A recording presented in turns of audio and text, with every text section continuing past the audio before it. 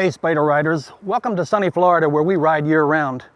If you're a long-distance rider and you like to tour, you'll know how great a convenience it is to have a trailer along. We're kind of fortunate that Can-Am BRP has designed a trailer and a hitch that makes this unit a sweet ride for long-distance traveling. But when you get home, the question is, where do you put the trailer that it's out of the way? Well, the system I use will store the trailer up on end and will allow us to get it up against the wall. I'm going to show you in the first part of this video just how this happens, how we lift it manually, and how we can lift it with a little bit of a hoist. So stay with me and I'll get rid of this gear and we'll be right back. Well, we've got the trailer unhooked, we brought it into the garage, and before we hook it up and lift it using the manual method, there are a couple things I'd like to do. One is to just give you an overview of the parts that I used to make the lift. And secondly, to mention and be sure that you know that the device we made is just for the Freedom trailer. If you have the older Can-Am RT622, I believe it is, then you will need to look for a different solution. One that I could suggest is from Pierre on Spyder TV, who has a device made to lift the older trailer up on end. Because I could not find anything that would actually do the job, I took a trip to the local harbor freight dealer. So let me show you first the piece that is the primary device or the parts we used to lift this, and then we'll actually go through the process. So let me show you here.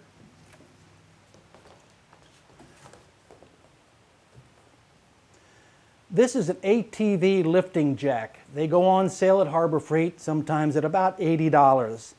Part number 60395. You will see that as I show you the pieces and I put this together, you'll probably recognize where they came from in the jack.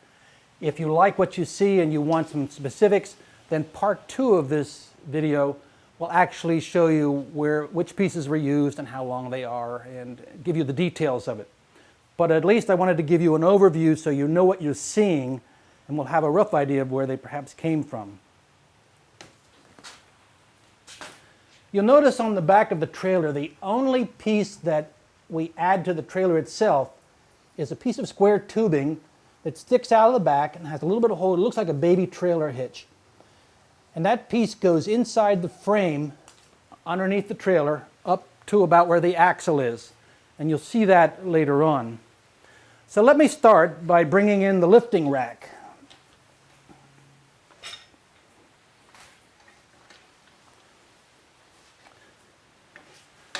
This piece slides over top.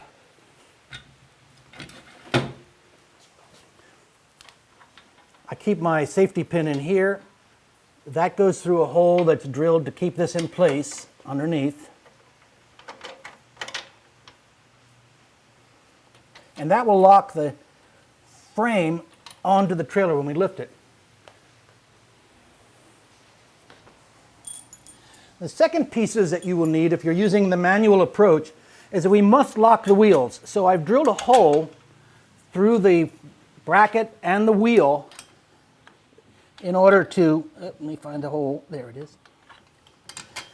So that when you lift and lower the trailer, it doesn't want to run away from you. So what we have now is our lifting rack. You'll notice that the plastic is about 1 inch away from the bottom. You want to keep this as close as possible depending on the height of your garage. The last piece, which you might recognize from the picture you saw, is the T-bar handle. That goes in the front of the trailer in one of the holes that was provided if you have a trailer foot accessory. That's just a back saver, and it allows you to have a little bit more secure feeling as you lift this up off the ground. So we have the rack in the back, the wheels are pinned, and now I'm going to lift this up to the first level. So the wheels are off the ground, and now we're ready to bend down and lift it up the next way.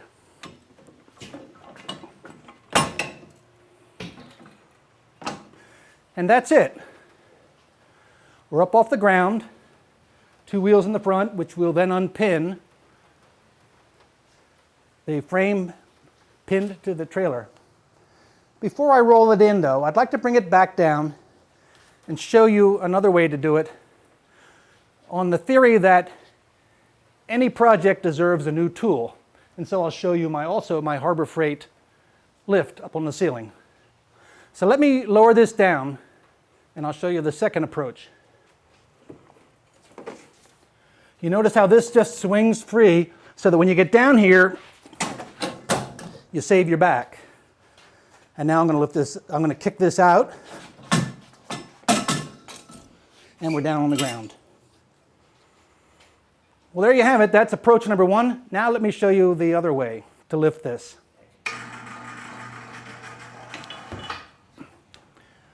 Well, the second approach, frankly, is the one I use most often. It has the advantage of not having to pin the wheels, and a second advantage in that it's easy on the back of an old guy. So all I do is hook into that same spot as before and lift my Harbor Freight tool right on up.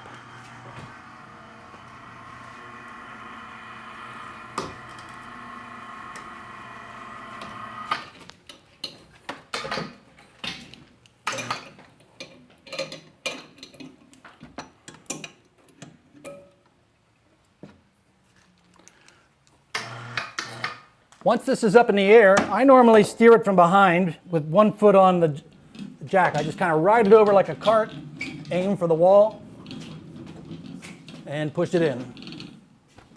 I do recommend that if you do this, that you keep the wheels towards the wall. This is your biggest secure spot in case some child would come out and try to push against this, that it cannot go this way, and of course the wall would hold it from going backwards. So there you have it, Spyder Riders. We've lifted up the trailer by hand using the manual method, and we've lifted it up using my favorite, a hoist. If you like what you see, we encourage you to follow on to the second part of this video where we'll show you in detail just how a trip to Harbor Freight, the expenditure of about $80, and a little bit of time in your shop with some hand tools, you can make your very own trailer saving rack.